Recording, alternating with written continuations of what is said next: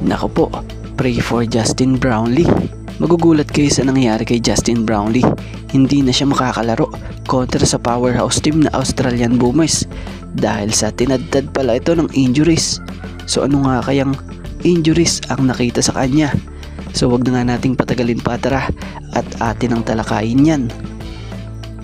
So alam naman natin itong susunod or kasunod na laban ng Gilas Pilipinas sa third window ay mabigat na laban para sa Gilas kontra nga dito sa Boomers.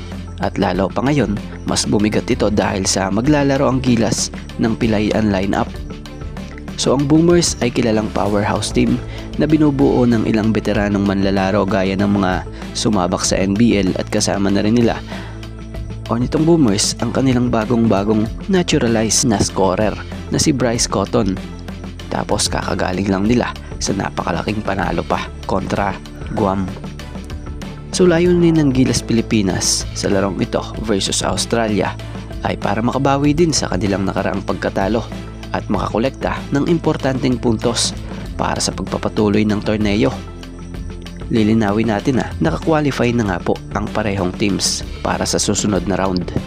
Kaya ang laban na ito ay magsisilbing pangwakas na posisyon sa grupo, pagdadala ng record at pag-agat na rin ng moral.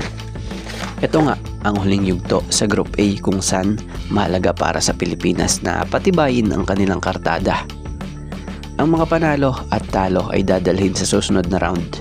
Ang bawat panalo, lalo na laban sa malalakas na koponan, kung loloobin gaya ng Australian Boomers, ay magsisilbing magandang buffer o bentahe ito para sa Pilipinas pagdating sa mga susunod na laban.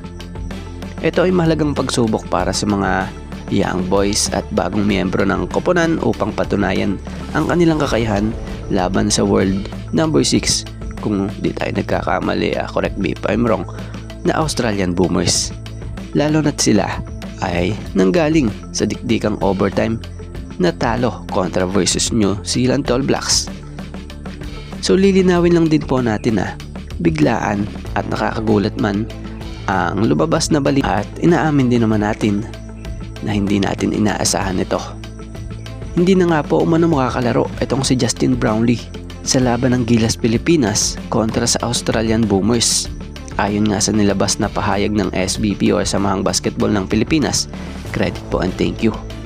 Ipinagbigay alam nila at klinaro ang sitwasyon ngayon ng Gilas at ni Justin Brownlee kung saan napabalita ang in-rolled out na nga po si Justin Brownlee dahil sa serye ng mga tinamong injury sa kanyang kanang binti, yung right hamstring strain at peroneal tendinopathy, yung pamamaga at cartilage deflex sa kanyang kaliwang tuhod. Ang mga ito ay nakitang nagpahirap sa kanya sa nakaraang double overtime na laban ng Gilas versus New Zealand. So yan, para dun sa mga bashers dyan, ang injury ay hindi inaasahan kung kailan ito tatama. Kaya bago kayo mambash, siguraduhin nyo muna na may napatunayan or higit pa sa ginawa ni JB sa Pilipinas ang nagawa nyo. Medalya at karangalan na ibinigay ni JB noon. Kung gaano natin siya sinuportahan noon nung natutulungan niya pa ang Gilas Pilipinas, ganon din sana sa tulad sa ganitong hindi inaasahang sitwasyon niya kung saan yung iba sa halip na ipag-pray na lang, lalaitin pa. So respect po sana at syempre patuloy na pagsuporta lalo na rin sa Gilas Pilipinas sa mga laban nila.